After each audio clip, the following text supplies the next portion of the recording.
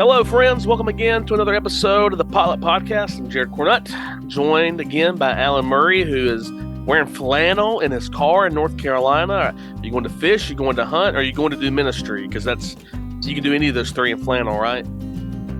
You can do anything in flannel. It's just nice to have flannel weather. It's been so warm here. It's a rainy day. It's a good day for a Scotsman in eastern North Carolina today. And since I'm sitting in the car and it's raining outside, I thought it'd be best to stay warm. I'm rocking my NAM rain jacket today, as you can see, because it's a rainy day here in Birmingham as well. And we're honored to have George Schroeder with us today as a guest on the podcast. George, you're out in Colorado. How are you doing today? Man, I'm good. I'm in Fleece, which is the first time I've really done that so far. But it's my understanding that fall is very short in Colorado. I'm a newcomer, and it's like if we just finished fall and we're heading into winter, I'm sort of praying that's not the case. You might need to go to Kohl's or TJ Maxx and start getting ready for. You didn't need those clothes in Texas where you were previously, but you're going to need them in Colorado for sure.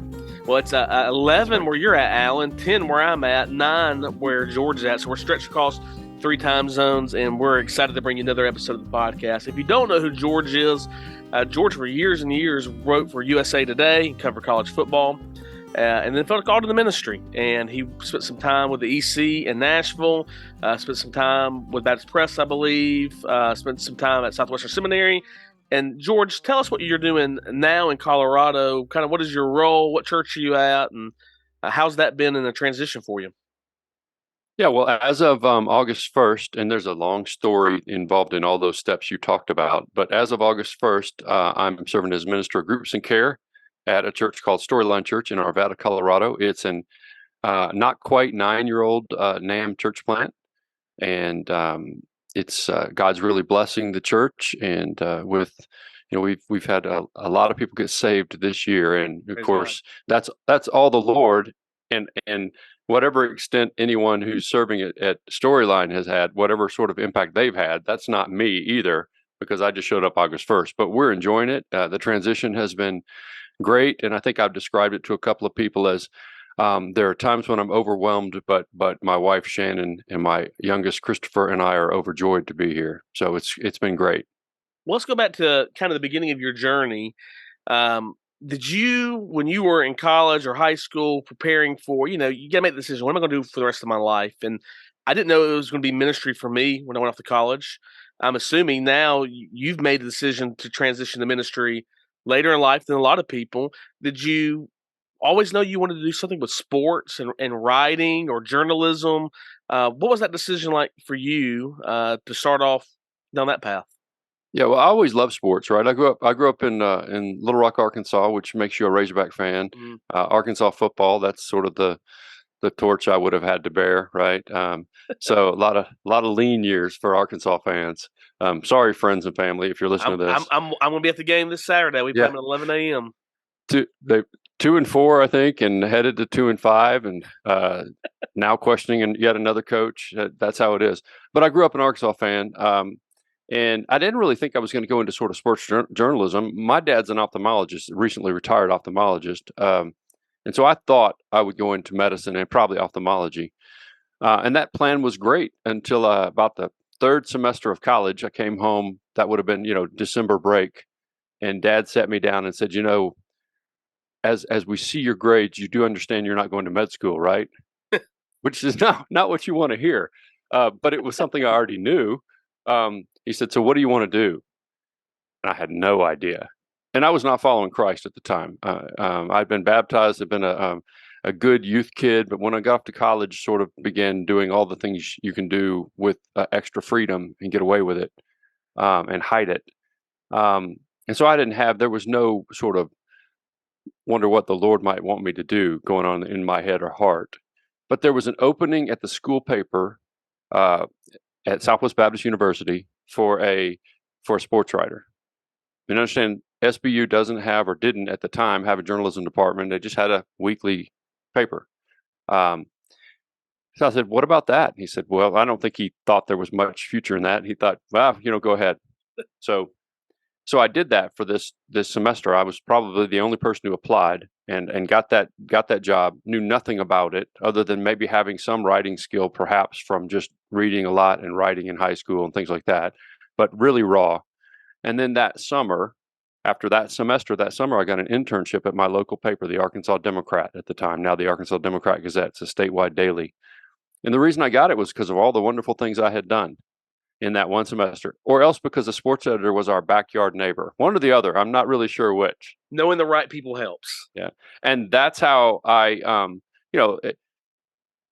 that's how I fell into sports journalism. Really, it went from there, and I didn't, looking back, it's clear that God was in control and ordering my steps. But I'm just saying there was no grand plan for me to become a sports journalist.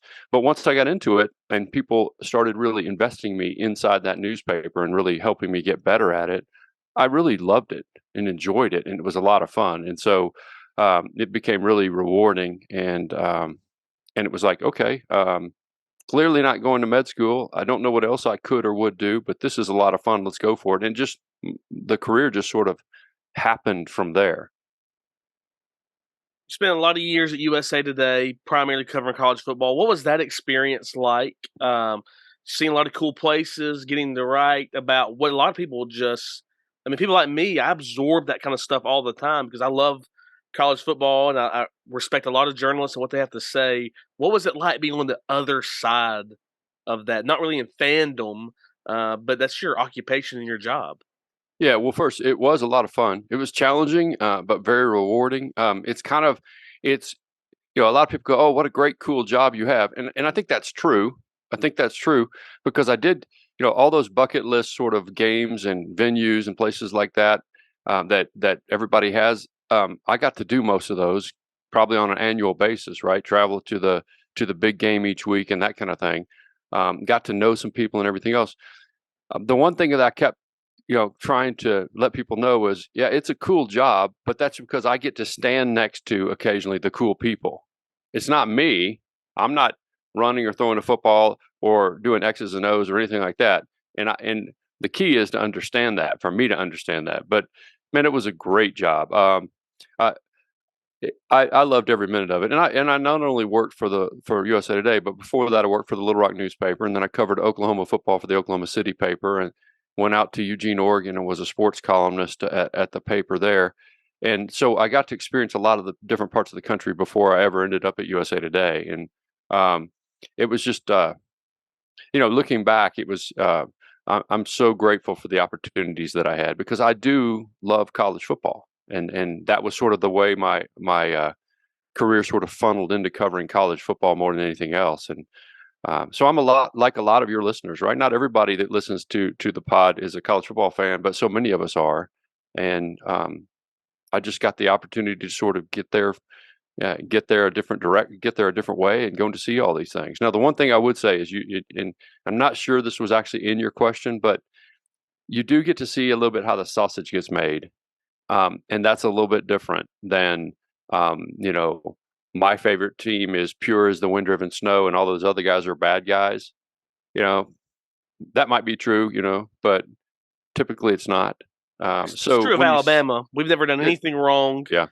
Philip Fulmer is the reason why anything bad has happened to us. That's true. Yeah. I mean, only everybody else listening to this podcast disagrees with you probably, but yeah, I know. No, but I mean, it's just, you do see how the sausage gets made. That said, I came to appreciate people in a different way. I came to appreciate, and I mean, the people who are playing the sport, who are coaching the sport. You see a lot of human nature up close and personal, some of which is not pretty. Most of which is not pretty, and you really actually. I'm not trying to turn this in this direction. We can go there, but you see a lot of brokenness, and so as God really worked to transform me, I think I began to see that career a little bit differently. Well, you shared with us quite a bit about your career in journalism. And of course, Jared referenced earlier, now you're in ministry, you're serving in Colorado, have served SBC in several different ways with the EC and BP and SWBTS and all the other alliterations and acronyms and things we love as Baptists.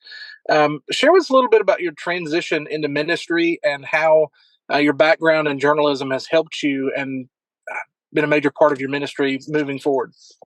Yeah, no, I appreciate that. That's a great question. First, I guess I should go back. So in my early 20s, in that first job at the Arkansas Democrat, which quickly became the Arkansas Democrat Gazette as papers consolidated and things like that, my I was not following Christ, and I I realized that because of the upbringing my parents had given me. We were in church every time the doors are open. They're committed Christ followers, and so I'm grateful for that. So I knew the truth.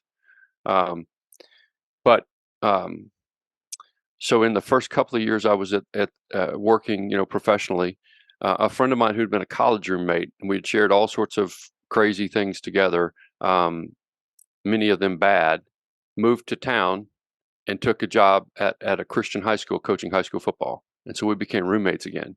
And he was different than he had been. And here the Holy Spirit is with a roommate convicting me. And at the same time, my boss, the sports editor, the Lord began working in his heart and he began changing. And so at work and at home, I was watching these men either changed or changing, and God was working, and God really began saying, look at you, look at you. And so the Holy Spirit convicted me and saved me in my early 20s. And so I say that to say that from that point, it's not like it was a straight upward spiritual trajectory. It was uneven, and there were times when the career was a much bigger deal to me than Christ. But gradually he really got a hold of my heart, and it started probably in a couple of ways. First, our youngest was born with heart issues, needed a heart transplant when he was a baby, and then a kidney transplant when he was not quite 2. And God really transformed my heart through that. That story's never been about me, but as it relates to me. And then secondly, as I'm following Christ and desiring to know him more and better and getting into the word, and he's really changing my heart, started going on mission trips with our local church. And then the next thing you know, I was helping to lead mission trips and being a leader on the mission team for the church. And I just felt like, you know what, you need to be better equipped for this. There's something going on. I don't know what it is, but you need to be better equipped. And so I asked a couple of pastors and started praying about it and started seminary, still at USA Today. Didn't know what it was for. I had an inkling that it might be for a call to ministry, but I didn't know what it was for. But I thought you'll at least be better equipped to serve in the church. And then I started praying a prayer that was really a 2-part prayer. God, do you have something else you want me to do, and would it be ministry? And so I've answered your question. I've gotten to the part where I'm supposed to answer your question, and I've taken way too long to do it, so I apologize. But I started praying that prayer, and then it became gradually clearer and clearer that yes, he did have something else for me. I didn't think I was discontent, and that it was ministry. And in December of 2019, I had already started talking with a guy named Jonathan Howe about a job opening at the EC to be the Associate Vice President of Convention News. And I got an email to join the sports editor at USA Today on a I guess it was a Zoom. It might have been Microsoft Teams or something like that, but it's before any of us really did Zoom. And knowing the state of the industry, I knew what that meant. And that next day they laid off 200 people, including me. So I called Jonathan back and I said, hey, just want to let you know, I know we're a couple interviews deep into this. Let me give up all my leverage and tell you what's going on. And he said, oh man, I'm so sorry. We may be heading down the road with somebody else. So I just started saying, Lord, I thought this was the pivot point. Maybe it's not. Let me keep working on jobs in the business I've been in and every other business. And about 5 days later, Jonathan called back and said, hey, would you still like to talk with us? We'd really like to talk with you. And so a couple weeks after that, I plunged headlong into SBC world, which was different. I've been a committed SBC layman, but it was like, Lord, you are moving me into ministry. And he clearly was. Anyway, long story short, that gradually became the impetus where it became more and more clarifying to me that God was calling me into the local church. I ended up at Southwestern. That was a great time in that I accelerated my studies, and just more and more it was clear he was calling me into the pastorate. and that I wanted to share him with others and help them grow in him so they could share him with others. So I think I probably gave you way too much background and way too little about the actual calling into ministry, but it really became clear that my what I relished. It's not that I didn't like what I did in college football, because I still love college football, but that what I relished was being able to tell people about Christ. And you can do that in that job, and I did, but it was clear he was calling me to something else. So you alluded to earlier, like you saw how the sausage was made, and that kind of changes your perspective. You see a lot of brokenness. Well, now you're on a church staff, and you see how the sausage is made, not as a layman. You see behind the scenes, and you see a lot of brokenness there too. So, what is it? I guess what has God been teaching you in these new roles, especially as I believe. Correct me if I'm wrong. Were you an elder at your church in Texas? I was. It's Yeah. a 2-year-old church Yeah. plant. So you've been in ministry for a few years now on that side of it, seen the sausage, seen the brokenness. Um, what is that like, and how do you really feel like everything up to this point has prepared you to help those people in those crises? You're doing member care. I mean, I know you're dealing with a lot of that stuff. Well, first, I need to and continually pray and work to be better equipped. First, let me just start with that, right? So I understood that being full time in vocational ministry would be different, and it is. And so I walked in here with I pray a desire to just learn. But I also think this. I also think that God, you can be experienced and not wise, right? A lot of us have lots of experience, and it doesn't make us wise. There's lots of folk like that, and so I pray that's not where I am. I think that's partly where I am, but I think having been in secular world for so long, and for the last half of that time trying to follow Christ and grow in Christ, I hope it helps me resonate with and understand sometimes the where guys are coming from who are just church members who are hurting, church members who are whether they're church members or not, whether they're followers of Christ or not, they're out in the secular world, right? I don't think I answered that question very well, but I think the life experience God's given me, both just sort of working in the secular professional world, and then also the life experience that God's given us with our youngest Christopher, I alluded to earlier, gives me it gives me some sort of foundation to sort of empathize. That look, this is about sort of pointing people to Jesus, right, all the time, and that's what I want to do. But it helps to understand where people are coming from, and so sometimes I think maybe I almost do understand where they're coming from because of what God's had me do previously in life.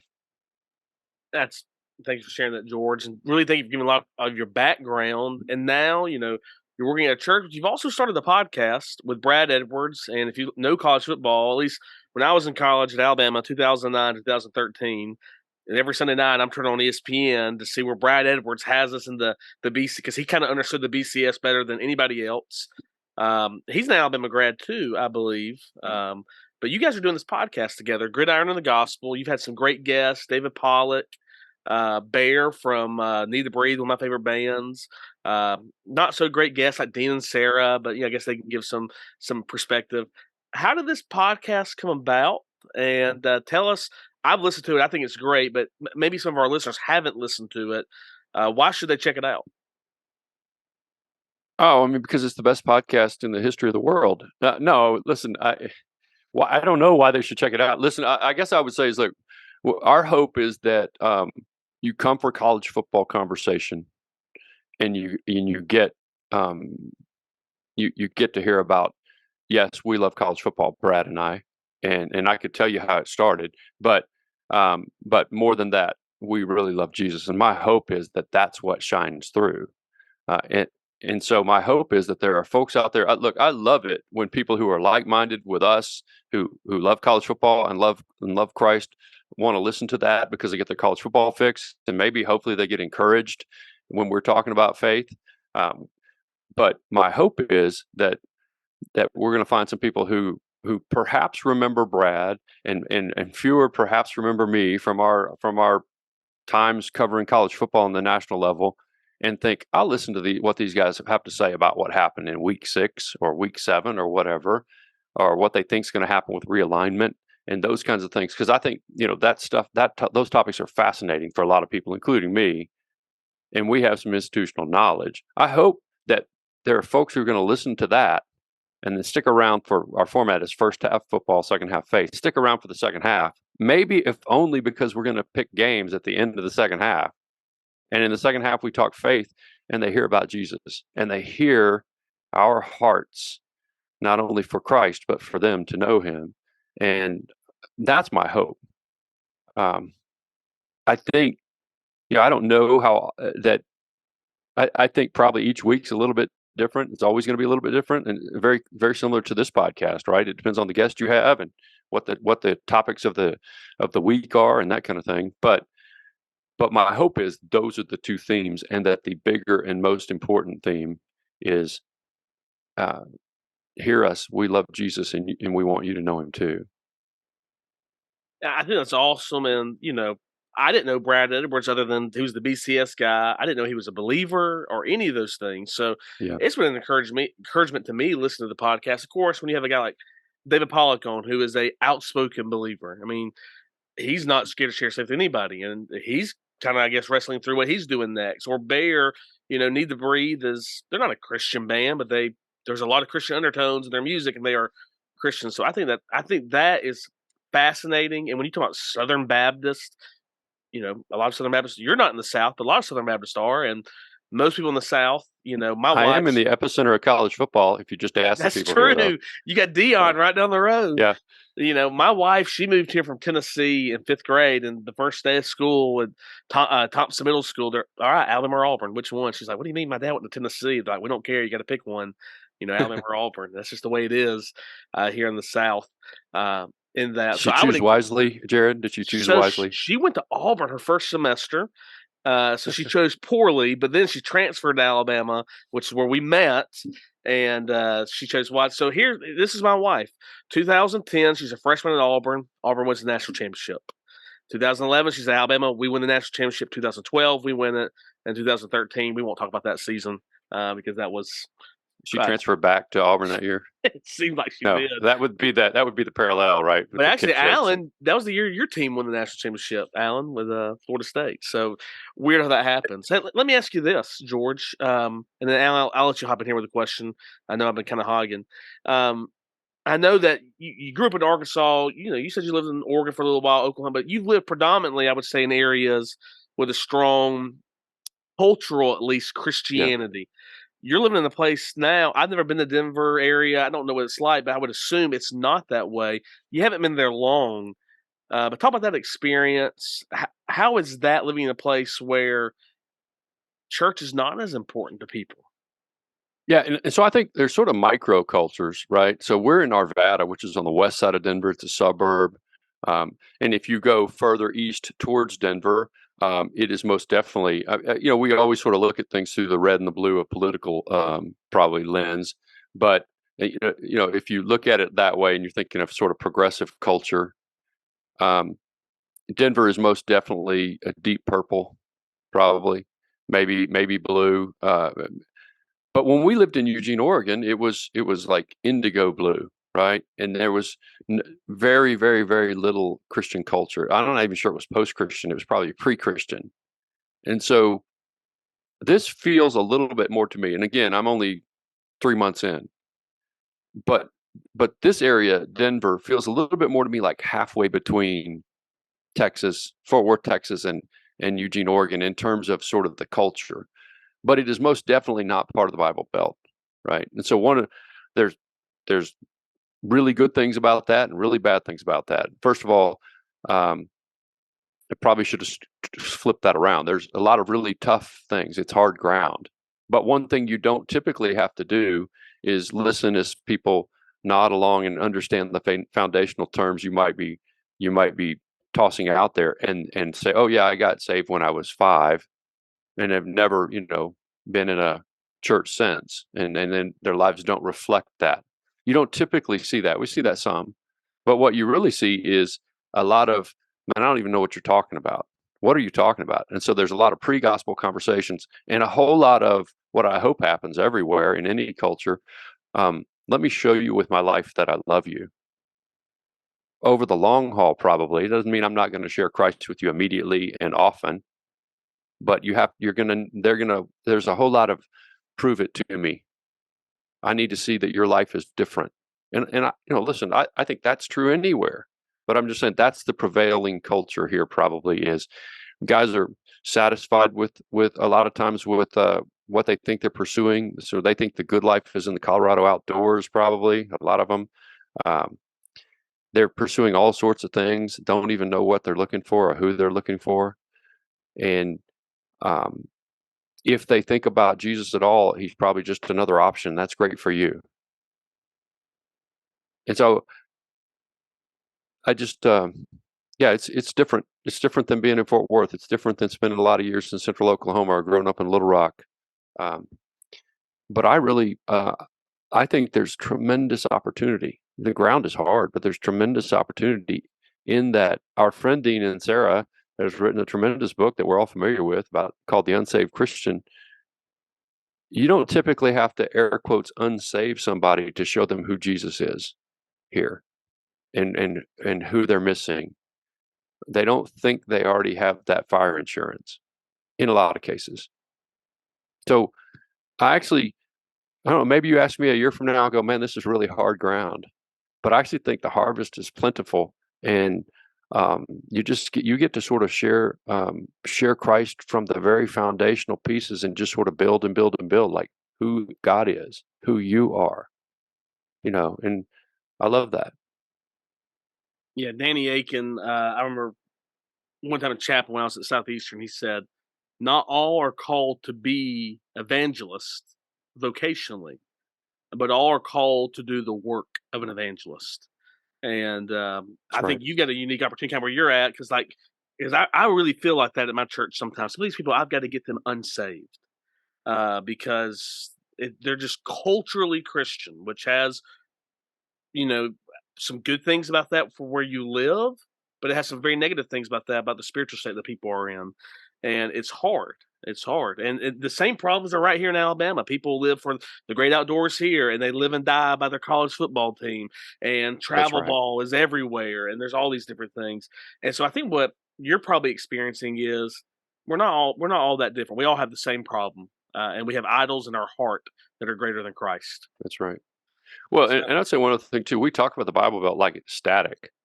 The Bible Belt now is not what the Bible Belt was 25, 35, 45 years ago. Absolutely not. The Bible Belt now is beginning to reflect the culture. These just come out here or to a lot of urban cities, wherever you are, and it's just accelerated. But I don't care where you are. You could be at County Seat Baptist Church in Alabama or Arkansas or North Carolina, and the culture is changing rapidly around you. And 10 years from now, it's not going to look like it does now. And so that means we're going to be less comfortable, but it also means fewer and fewer people have that sort of the vestiges of cultural Christianity clinging to them, or they're clinging to that.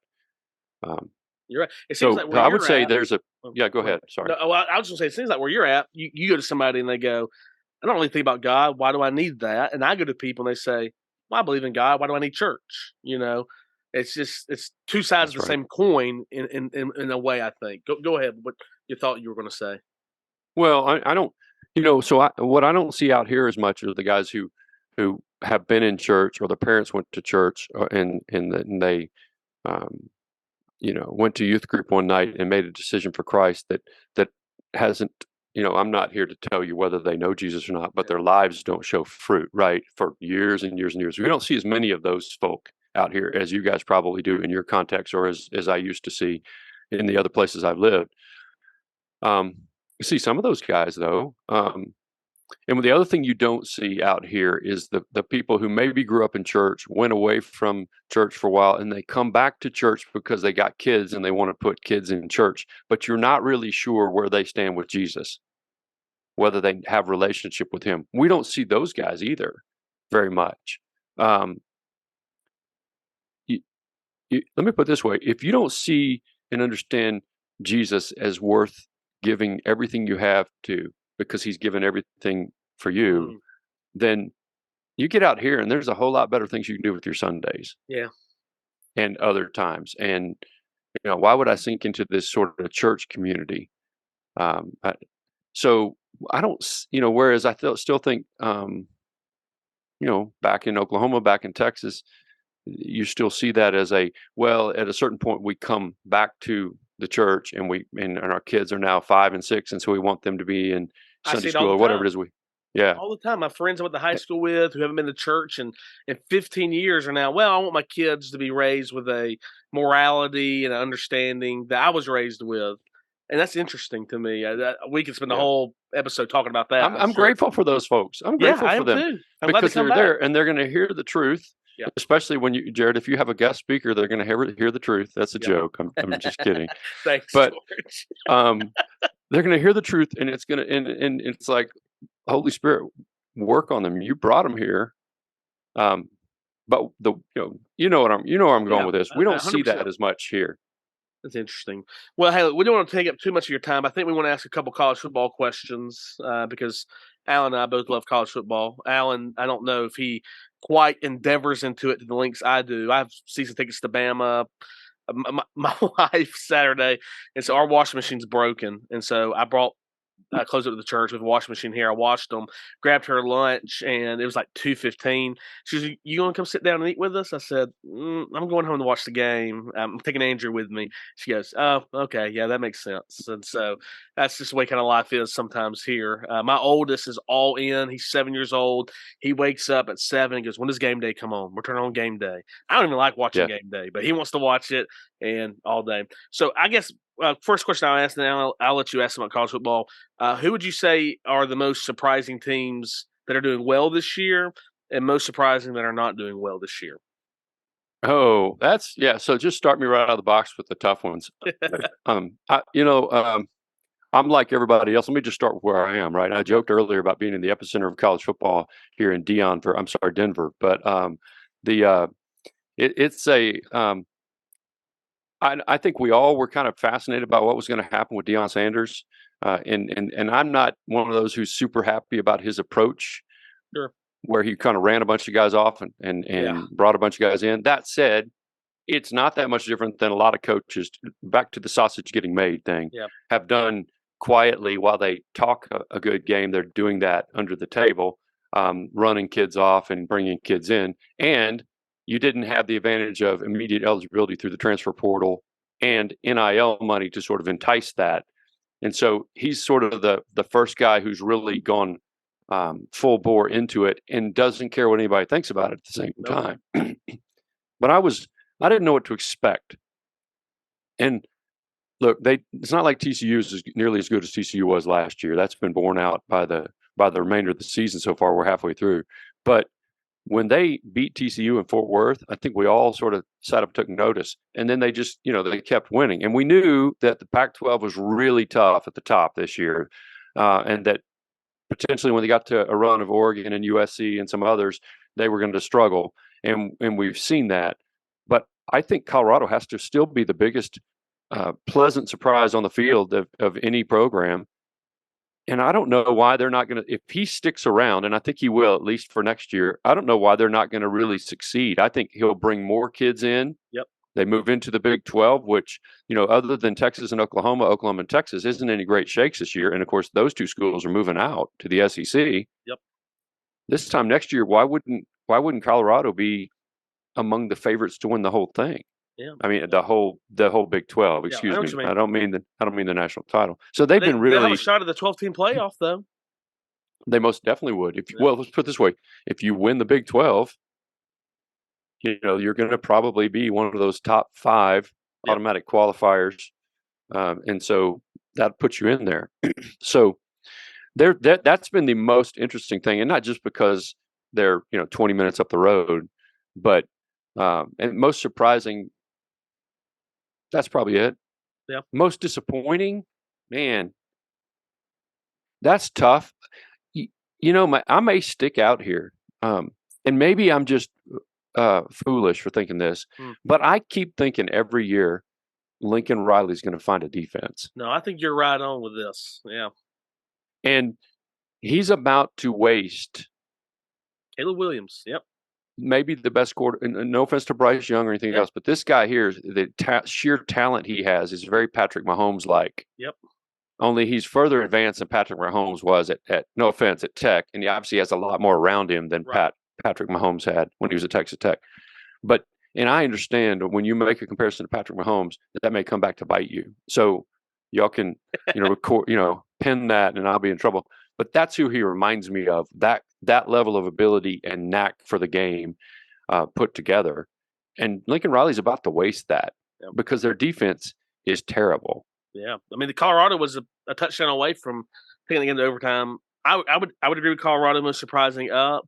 I agree with USC, even though they haven't lost. I think they're going to lose two to three games.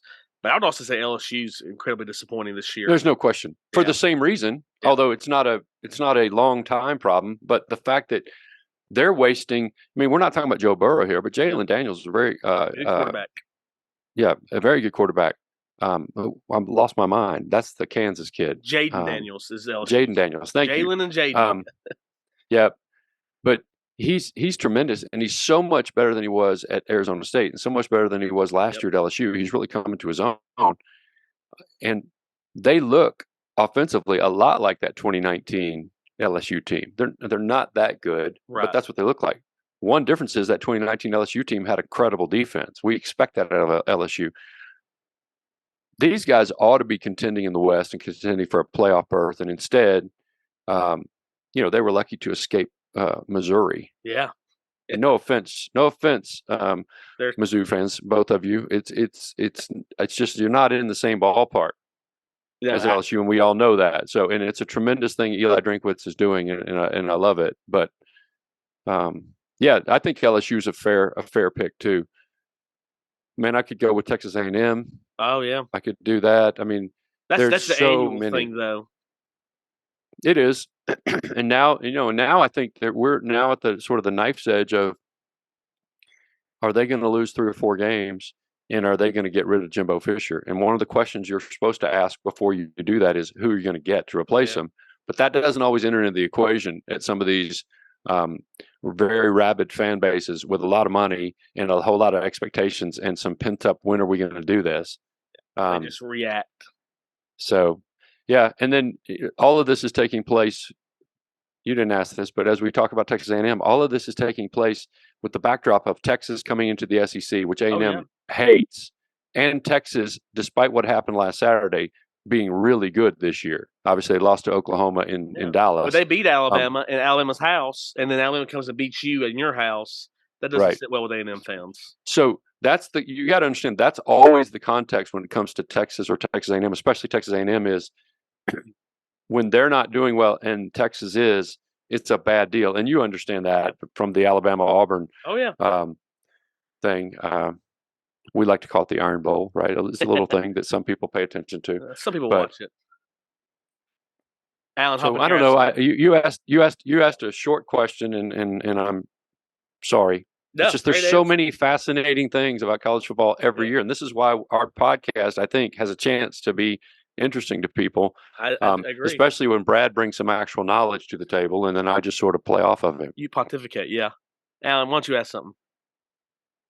Well, you're talking about people bringing knowledge to the table. I feel like I have nothing to bring here. I'm a guy that enjoys college football. You two are people that know college football. I was talking with Jared before here. I haven't been able to watch anything this year because I've just got an antenna, and so I'm stuck with whatever the local stations are going to put on. And of course, I'm not in SEC country where they worship Alabama like Jared does.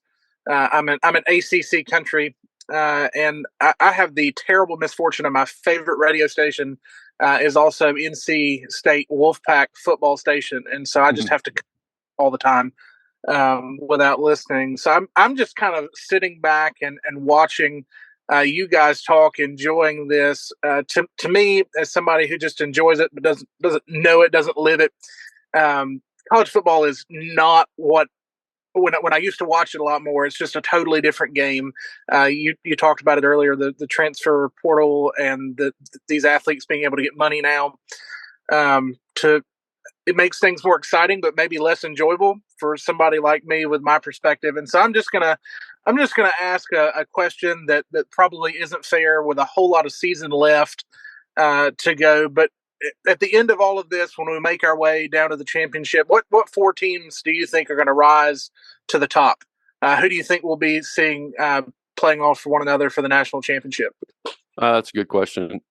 Let me just say this. I wish there was a 12-team playoff started this year rather than next year, because for the last few years, we've had years where 2 and maybe 3 teams could win it, but maybe the fourth seed in the playoff didn't even need to be there, and we don't really need to talk too much about anybody else.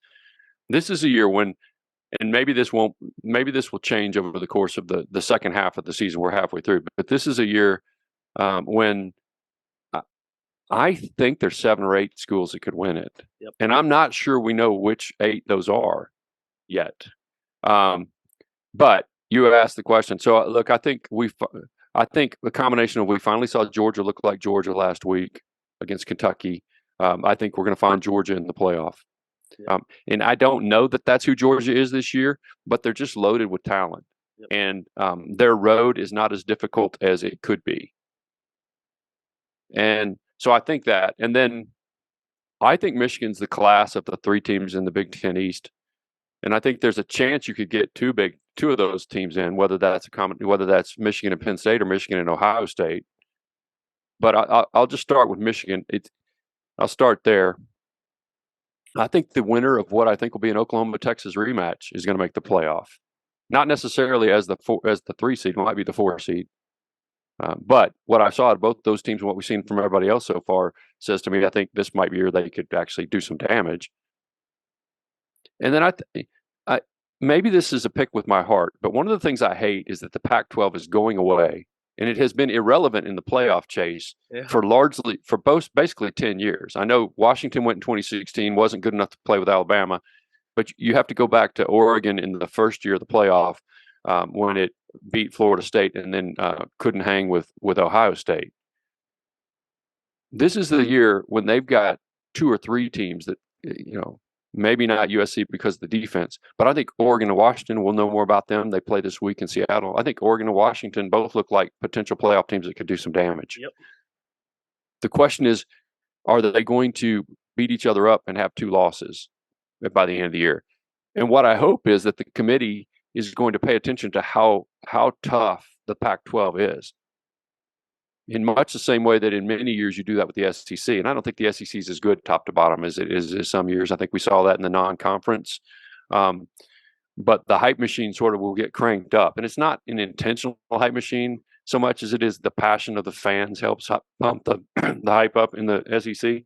My hope is that, let's say the Oregon-Washington winner from this week, probably Washington, is that 4th team, not necessarily seeded 4th, but that 4th team in the playoff. That's my hope. I think we're looking at, and the other piece of that is the Pac-12 is going away, and they're finally relevant. And I hate that. But so I'm thinking Georgia, Michigan. I'm going to make everybody back in Oklahoma mad. I probably still think Texas, but if it's Oklahoma, great. They played really, really well. And then I'm going to say Washington, which also makes all the people that I know in Oregon mad. But you asked for 4 teams. And it's really dumb of me to pick Texas, given the results of last Saturday. I do think this, if they meet again in Arlington, Texas for the Big 12 championship game, which is what it seems like is likely to happen, I think Texas is a favorite again. Doesn't mean they're better, but I think they're a favorite again. I do think we learned a lot about Oklahoma. So you asked a short question, and I went all the way through, and I should have just said Georgia, Michigan, but I didn't. I'm sorry. Yeah. It's a podcast. I got on mine, Georgia, unless Bama can somehow get through unscathed and beat them. I don't think Bama's going to. Bama's probably got another loss in the regular season, I'm thinking. Right. You got to run the table and then upset Georgia. Yeah. And they could upset Georgia, I think. I think it's unlikely, but running the table is not as easy as you think it is at this point. Yeah. I mean, Tennessee's going to pose a problem. LSU will still be tough. Yeah. I mean, I think we should beat Arkansas pretty easily this weekend. Kentucky's not going to be an easy. We play at Kentucky, and so that's not a gimme game. Michigan, I think, wins the. Ohio State has just not looked that great to me. Agreed. OU, Texas. I kind of lean Texas as well, and then the Oregon Washington winner. But I still think Bama, Ohio State, Penn State, Texas, Florida State have outside shots to get in. I say about Florida State that they're undefeated, but they've had some close calls. Well, here's the thing about that, including Alabama. Although I still think they're one-dimensional, but they're morphing. And if you guys had listened to the podcast, you see I was not all out on Alabama after the loss. I was like, look, even after the South Florida game, it's like at some point these teams grow, and I've seen this. Nick Saban's teams grow. Yeah. But all of those schools we mentioned, and probably, and you know what? I am so stupid that I left Florida State out in this, and so I don't know. I've got to go back and reconfigure because Florida State probably has a better shot to get in easiest path than those Pac-12 schools that we talked about. So let me kick out the Pac-12 schools. I'm sorry, and put Florida State in.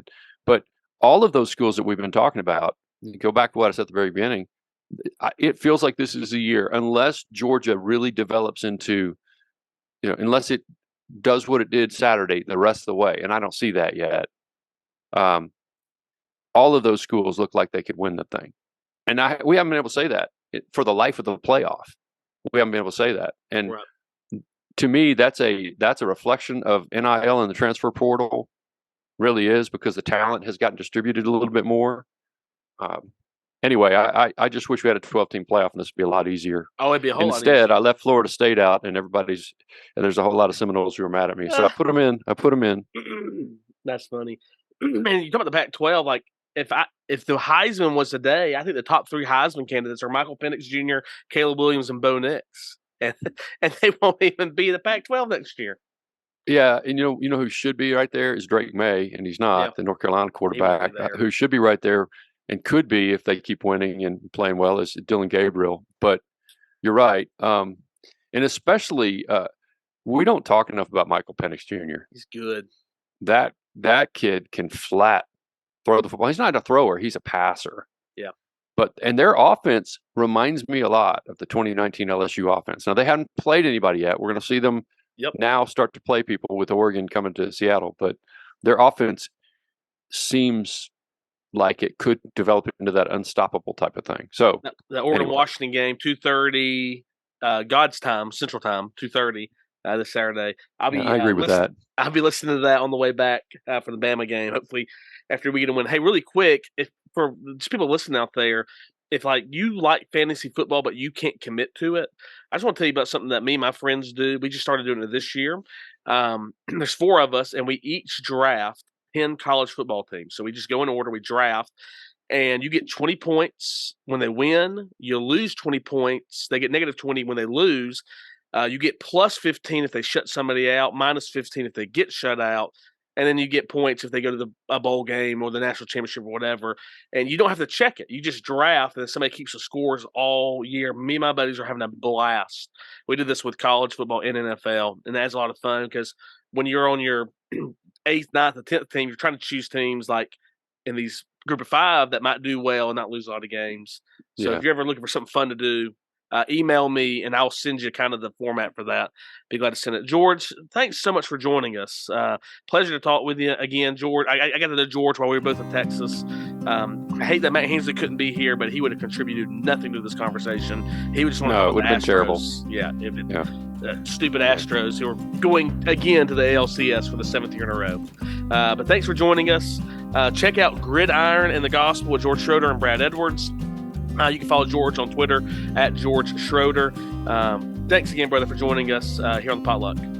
Man, I'm so glad to be able to do it. Thank you, guys. I'm a regular listener, so it's fun to finally get the opportunity to be on. So yeah, George appreciate texted you me. guys. He texted me, he said, "You mentioned Fuel City." I said, "I didn't even know the episode was posted yet." So that's incredible to me. That happened. You didn't talk about the sign. The sign is the best thing. I mean, the tacos are tremendous, but the sign, you're on an elevated freeway in Dallas-Fort Worth. And I know you're supposed to stop the podcast. I apologize. No, you're good. You're but say it. The sign is big block letters, Fuel City. And then underneath it, only slightly smaller big block letters, and so it's raised way up above the actual